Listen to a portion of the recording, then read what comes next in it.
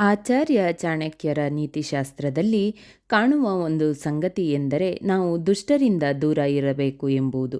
ದುಷ್ಟರ ಸಹವಾಸ ನಮ್ಮ ಬದುಕನ್ನು ನರಕಕ್ಕೆ ತಳ್ಳಬಹುದು ಎಂಬ ತಾತ್ಪರ್ಯ ಇಲ್ಲಿನದು.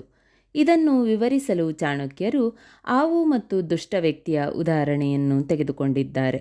ಒಂದೊಮ್ಮೆ ನಿಮ್ಮ ಬದುಕಿನಲ್ಲಿ ದುಷ್ಟ ವ್ಯಕ್ತಿ ಮತ್ತು ಆವನ್ನು ಆಯ್ಕೆ ಮಾಡುವಂತಹ ಪರಿಸ್ಥಿತಿ ಬಂದರೆ ಆವನ್ನೇ ಆಯ್ಕೆ ಮಾಡಿಕೊಳ್ಳಿ ಎನ್ನುತ್ತಾರೆ ಚಾಣಕ್ಯ. ಏಕೆಂದರೆ ಹಾವು ತನಗೆ ಅಪಾಯ ಎದುರಾದಾಗ ಮಾತ್ರ ಹಾನಿ ಮಾಡುತ್ತದೆ, ಆದರೆ ದುಷ್ಟ ಸ್ವಭಾವದ ವ್ಯಕ್ತಿ ಯಾವಾಗಲೂ ನಿಮ್ಮನ್ನು ನೋಯಿಸಲು ಯೋಚಿಸುತ್ತಾನೆ ಎನ್ನುತ್ತಾರೆ. ಅಂದರೆ ಚಾಣಕ್ಯರು ಇಲ್ಲಿ ಹಾವಿನ ಉದಾಹರಣೆಯನ್ನು ತೆಗೆದುಕೊಂಡರೂ ನಮ್ಮ ನಡುವೆ ಇರುವ ದುಷ್ಟ ಸ್ವಭಾವದವರು ಯಾರು ಎಂಬುದನ್ನು ಅರಿತುಕೊಳ್ಳುವ ಸಾಮರ್ಥ್ಯವನ್ನು ನಾವು ಬೆಳೆಸಿಕೊಳ್ಳಬೇಕು ಹಾಗೂ ದುಷ್ಟರ ಸಹವಾಸದಿಂದ ದೂರವೇ ಇರುವುದು ಉತ್ತಮ ಎಂಬುದು ಇಲ್ಲಿನ ತಾತ್ಪರ್ಯ.